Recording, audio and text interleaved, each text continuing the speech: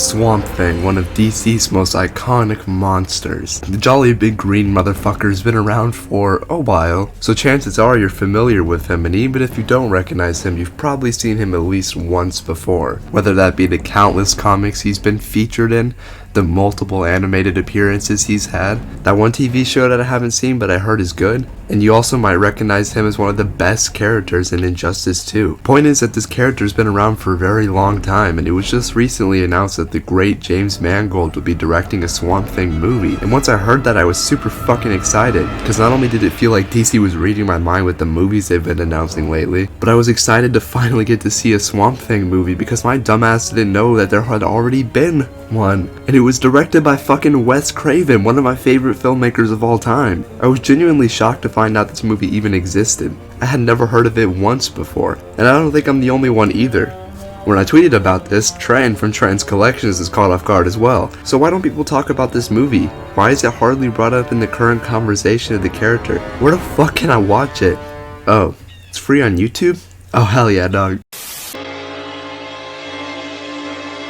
Swamp Thing opens with this random scientist lady named Alice Cable. She's played by Adrienne Barbeau, who also voice acted for Catwoman in the Batman animated series. Shout out to Black Cat Bond Feed on Twitter for letting me know this sick ass information because I wouldn't have found out about it otherwise. Cable's here to help this team finish up its formula or whatever, and what ends up happening is she gets mixed up in some dangerous motherfucking shit. Because it's not only the scientists chilling in the swamp, no. There's actually a random group of mercenaries who want to fuck them up and steal their research. And these guys don't fuck around, they torture a man with a snake 5 minutes into the movie. God damn, that's fucked up. This actually happens a few times throughout the movie. Sure, it's about a giant green monster, but the actual film itself is pretty tame for the most part. There's not a whole lot of gore or blood during the fight scenes. The movie's pretty lighthearted 80% of the time, and then the other 20% are just extremely dark scenes that come out of fucking nowhere. This movie will have us watch our two main characters be all lovey-dovey one scene, and the next make us watch some painfully disgusting mutation scene.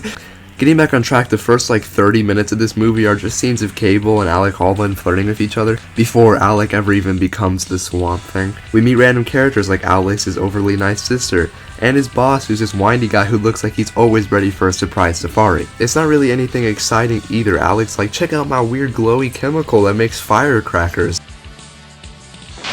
And honestly, this part was kind of fucking boring. The characters are fine, the actors are doing a great job with the material they're given, so I don't blame them, I mostly just blame the kinda generic writing. But once these soldier dudes show up, shit gets intense and it doesn't slow down for the rest of the movie. They break into the lab, trash the place, sue Alex's sister, who never gets brought up again by the way, and then the boss man reveals he's been wearing a mask the entire time, and he's actually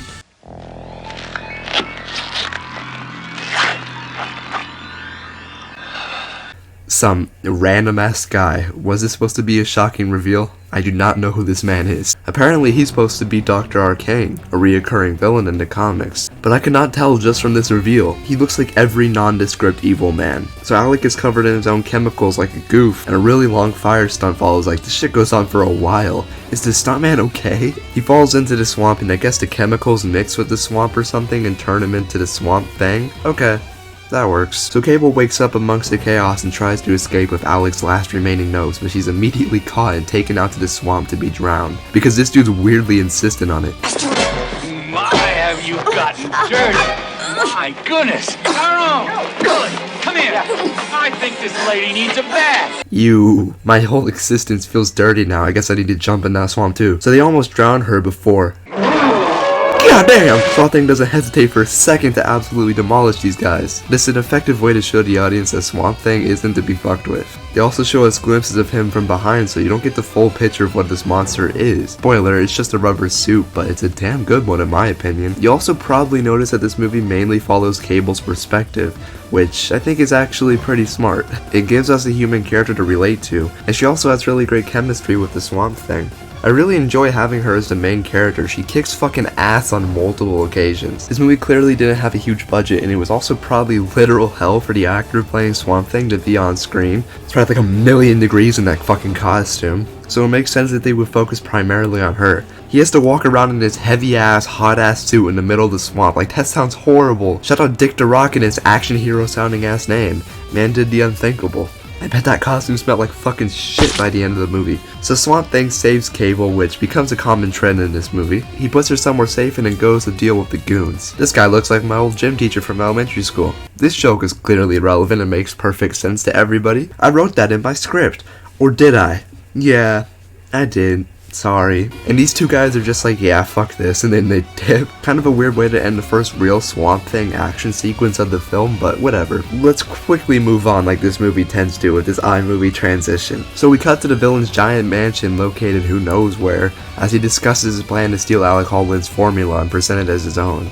That's all there really is to his plan, and honestly, I can't even complain. I praise Lex Luthor as a great villain, and his plan was literally land, give me land! The villain's kinda underutilized and forgettable, but he's a genuine piece of shit. It's very satisfying to see him get his comeuppance at the end or whatever. So Cable goes to this random ass gas station and meets the best character in the whole movie. Kicking it don't help nothing. You gotta punch it. Half the time I couldn't understand what he's saying, but when I did, I enjoyed it. I don't really know why he's so prevalent for so much of this movie, but it's fine with me. The villains attack the gas station and send Cable fleeing into the swamp.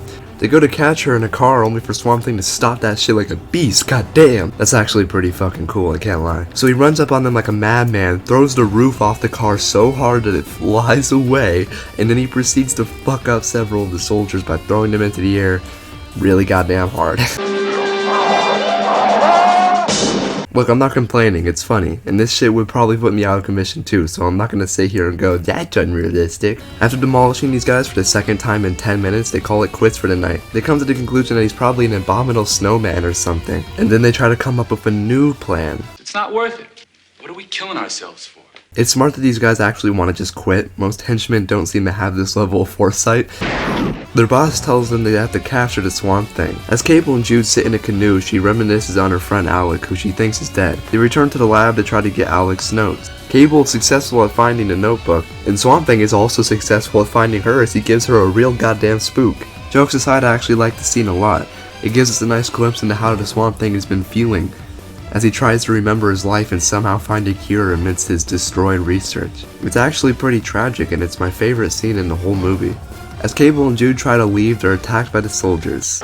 What the heck's going on here? Ah, I love you, Jude. I hope nothing bad happens to— No! Swamp Thing flips another boat because these soldiers have learned nothing. So the soldiers pump him full lead briefly and they think they've killed him until he surprises them yet again.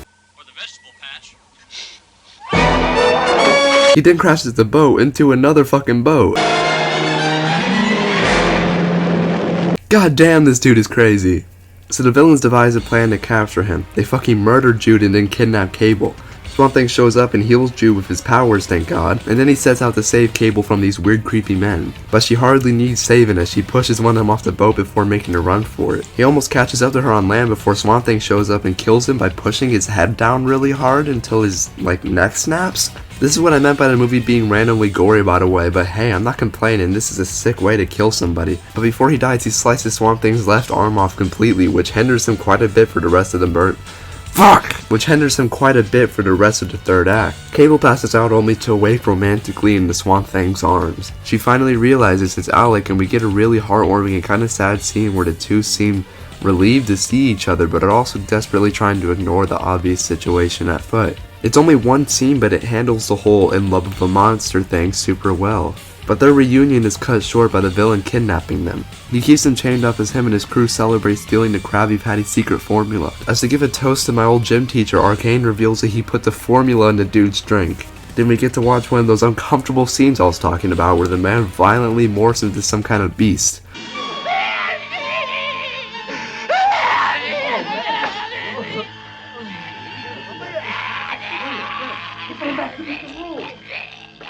But the reveal is actually really hilarious. He just turns into this tiny werebaby thing. So the villain gets mad and interrogates Swamp Thing about why the formula didn't turn Bruno into a cool-ass monster like it did him. He wants to know why it made him, well, that.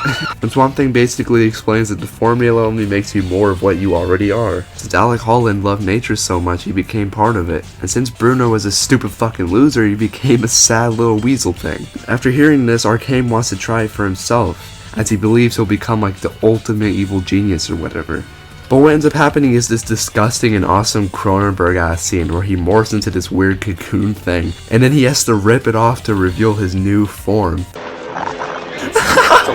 fuck is that? What is that? While this is happening, Swamp Thing uses the sun to grow his arm back so him and Cable can escape. The villain gets pissed and grabs a giant fucking sword and goes to hunt him down. Bruno leads him to this weird ass drain thing that he says will take him back to the swamp, and they escape as he distracts Arcane. Watch your step! Have a nice trip! See the ball! He made 3 tripping jokes consecutively. That is kind of impressive. Thinking they're finally safe, Swamp Thing and Cable try to take a moment to relax after the terror they just experienced, only for Arcane to arrive ready for murder. So the two duke it out in typical rubber costume action, and it's so fucking fun. It rules, man. I don't care.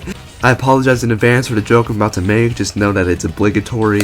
But Swamp Thing says, "Get out me swamp," and murders the villain with his own sword. After saving the day, Swamp Thing says a heartfelt goodbye to Cable, as he believes she deserves time to heal and have a normal life that he can no longer provide her, and he disappears into the swamp with the vague hope that one day he will be back. And that was Wes Craven's Swamp Thing, y'all. Yeah, it's dated, yeah, it's corny, but you can't tell me it's not a damn fun movie. I don't know why it took me so long to discover this movie, but I'm very glad I did. I'm gonna give this a strong 6 out of 10. This shit was so much fun. Anyway guys, that's the whole video. Yep, I'm done for real now.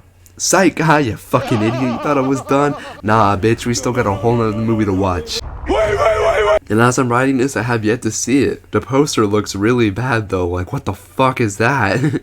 Look at the Swamp Thing's ugly ass face. What a downgrade from last time, man. Why couldn't they have just reused the suit from the last movie? Did it smell that bad? This movie also isn't directed by Wes Craven. He was busy doing other Wes Craven things at the time, so they got the director, Wynorski?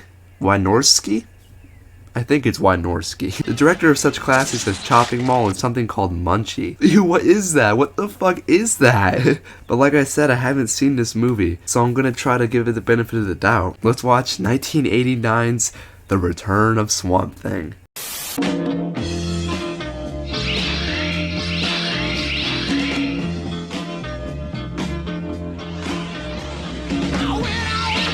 And now I just finished watching the movie, guys, and I fucking love this shit. I thought this was probably gonna suck, but I was taught to never judge a book by its cover, and I'm glad I didn't. Cause this movie fucking rules. We open on this drawn out scene where a bunch of random soldiers can be seen tracking through the swamp. One of them stops to pee only to get attacked by some kind of creature. As the others look around for their missing friend, this weird beast attacks. And we see that it's I don't know, hell, some kind of giant leech man? The makeup is really cool though, which goes for a lot of this movie's monster designs. They're so grotesque and unique. This man is half elephant, for example. And have fun unseeing that. The soldiers are chased off, two being murdered by this random lady. And one getting unlucky enough to run back into the woods where the leech dude is waiting. He almost gets eaten only for Swamp Thing to show up, and honestly, I think this design looks pretty cool. The cover art does not do it justice though, I'll tell you that much. But it looks really good in practice. He's covered in this overgrown leaf shit, which makes him look like more of a big green monster and less like a big green rubber suit. He makes quick work of the leech man before tossing him headfirst into the swamp. Thank you. My name's Dugan. Harry Dugan.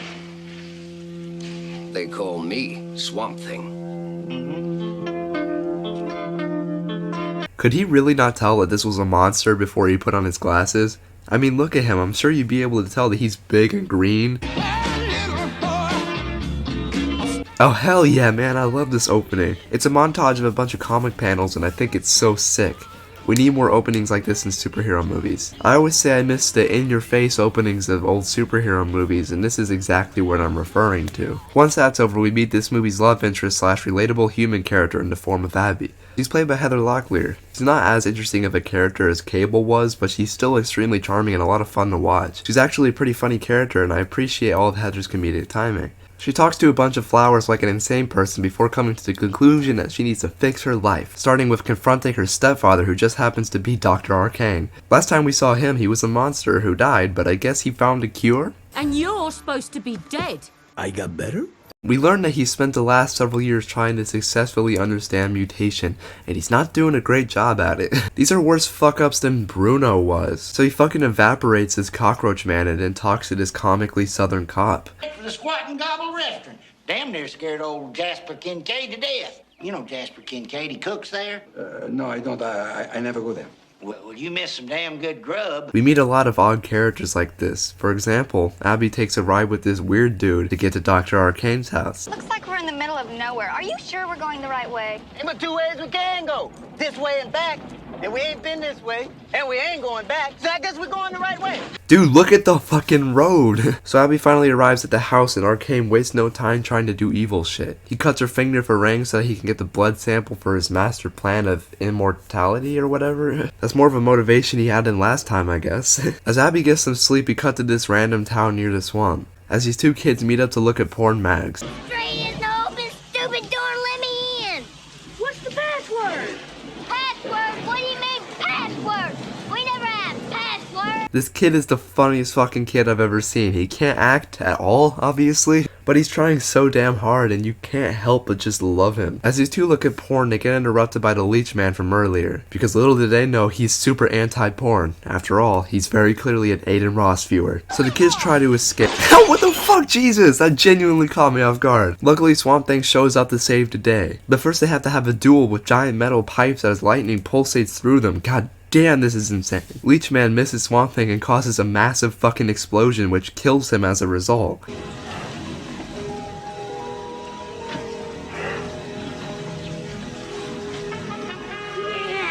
I think that green dude's good. I love that the Swamp Thing is this Macho Man superhero. It's a complete 180 from his personality in the first film, or should I say complete lack of personality in the first film. After realizing that Swamp Thing is very much still around, Arcane gets a strike force together and they go to track him down. Abby gets uncomfortable during dinner and goes on a walk to the swamp because I guess it's a better option. She eventually encounters these hillbillies who put the ones from Supergirl to shame. Feel like stealing a car? Nah. How about we burn down a house? Nah. Well, why don't we drive over Uncle Shed's and run over some dogs? I'm sick of running over dogs. Besides, that place is spooky. What do you feel like doing then, Gordell? My brain's tired of coming up with all these ideas. Not only are these guys creepy rapists, but they're also apparently murderers, so that's just wonderful. I will say I was laughing at like all of their lines though, up until, you know, they got kind of rapey. From California. I like her. I hate her. You ready? I'm like lunch meat. I'm always ready. Let's get up. But of course Swamp Thing shows up to fight them. Peel him, Gordell. Peel him. This guy's coleslaw. This guy's coleslaw. He scares them off and then he honestly has a super charming encounter with Abby. I'm sorry. Sometimes I forget what I look like. You gotta be kidding. This is for real? This is what I meant when I said he was a macho man. Dude's a smooth talking plant monster. But this nice little scene is cut short by Arcane's goons attacking him yet again. They chase him down into the swamp before mowing his ass down again, like that worked so fucking well last time. I feel like Arcane should know better than this, man. He's already seen that bullets can't kill the Swamp Thing, but he's like, yeah, that's probably good. What is it with all the food references? It seems like they've done pretty good damage to the Swamp Thing at least. He's reduced to green slush and electricity after the matter is over. Arcane then kidnaps Abby and begins his master plan. But whilst his assistant runs a bath, she fails to notice that the water is all green and slushy. And the Swamp Thing is just kind of reborn in this lady's bathtub. That's so fucking dumb, but that's so fucking cool. One of the goons starts getting creepy with Abby, so she attacks him and runs off. Oh my god, dude, calm down. You're gonna be sorry. Jesus Christ. Did you like that? Did you like that, baby? 10 years of training in Okinawa. This dude's just having so much fun, you can't even be mad at it, bro. Abby makes one final effort to escape before being captured once again. This is short-lived, however, as the Swamp Thing shows up and wrecks these fucking goons as well. Hey, why run? We got wheels. What?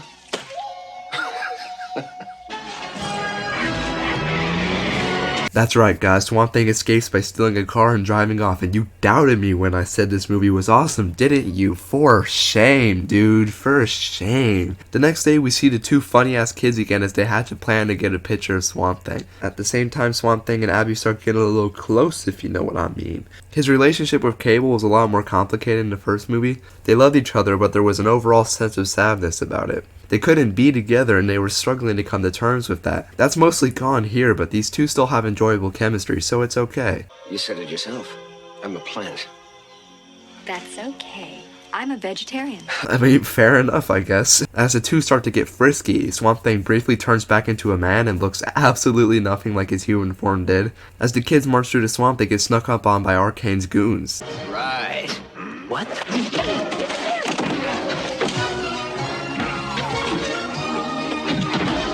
You just saw Swamp Thing beat up a bunch of goons with a bat. How do you feel? He then poses for a picture with the kids only for Abby to get attacked again, and he rushes off to save her again. But the goons ain't fucking around this time, and they take Abby off to the mansion by boat. As they wait for Swamp Thing to show up, the goons have a conversation that's actually kind of funny. The guy that did this to me, I got his job too. That's a nasty scar. But that's nothing compared to this. What is this, Jaws? Stop talking about your fucking scars. Where's the Swamp Thing at? Oh, fuck yeah. As he breaks in, we find out Abby's been strapped to a table and Dr. Arcane's immortality test is now in full swing. Swamp Thing blows this random dude up with a grenade and then rushes into the lab to save Abby.